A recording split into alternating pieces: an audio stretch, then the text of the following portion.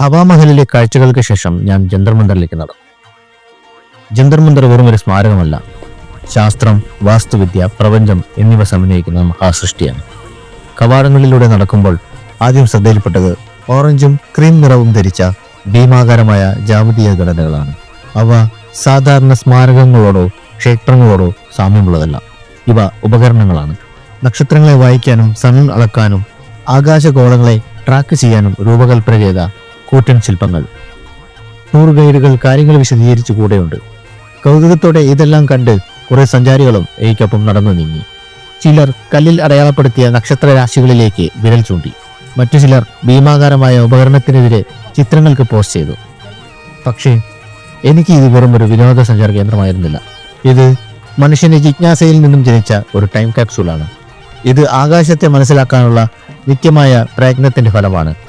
സൂര്യൻ പതുക്കെ പടിഞ്ഞാറോട്ട് നീങ്ങി ഉപകരണങ്ങളിൽ വ്യത്യസ്ത നിഴലുകൾ വീഴ്ത്തിയപ്പോൾ ഞാൻ ജയ്പൂരിൽ മാത്രമല്ല കാലത്തിലൂടെ സഞ്ചരിക്കുന്നതായി തോന്നി. ജന്തർ മന്ദറിൽ നിന്നും ജൽമഹൽ ലക്ഷ്യം വഴി നടന്നു. വെള്ളത്തിൽ പൊങ്ങിക്കിടക്കുന്ന കൊട്ടാരം. ഒറ്റ നോട്ടത്തിൽ ഇതൊരു സ്വപ്നം പോലെ തോന്നുന്നു. അസ്തമയ സൂര്യന് കീഴിൽ തിളങ്ങുന്ന സ്വർണ്ണച്ചുവരുകൾ, അലയടിക്കുന്ന തടാകത്തിൽ അതിന്റെ പ്രതിഫലനം, അത് അതിമനോഹരമായിരുന്നു. കൊട്ടാരത്തിനുള്ളിൽ സന്ദർശകരെ അനുവദിക്കുന്നില്ലെങ്കിലും തീരങ്ങളിൽ നിന്നുള്ള കാഴ്ച മനോഹരമാണ്. തടാകത്തിന്റെ നിശബ്ദതയും ജൽമഹലിന്റെ നിശ്ചലതയും വെള്ളത്തിന്റെയും നിഴലിന്റെയും കളികളും ഒരു കലാകാരന്റെ കരവിരുതുപോലെ തോന്നി. ജൽമഹലിന്റെ കാഴ്ചകൾ കഴിഞ്ഞതോടെ നേരം ഇരട്ടിയിരുന്നു. ഞാൻ നേരെ മുറിയിലേക്ക് നടന്നു.